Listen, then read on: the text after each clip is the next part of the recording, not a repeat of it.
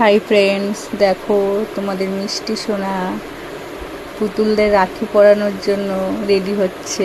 আমি ওর ভিডিও করছি বলে ও আবার হাসছে। দেখো এই একটা পুতুল, একে রাখি পরাবে, প্লেটে সব মিষ্টি সাজিয়ে রেখেছে। ওই যে রাখিগুলো কেটে কেটে ওরকম করে মিষ্টি বানিয়েছে। দেখো তোমরা শুধু ওর কাজটা এরকম। আর এই একটা দেখো, এটাও একটা রাখি ছিল, তারপরে আঠা দিয়ে দুটো একসাথে জোড়া লাগিয়েছে। এই দেখো এই একটা পুতুল, একেও রাখি পরাবে। দেখো তোমরা শুধু একটু। আমি ওখানে ঘরের মধ্যে বসে কাজ করছি আর ও এইসব করছে। এটা হচ্ছে ওদের ঠাকুমা, পুতুলের ঠাকুমা।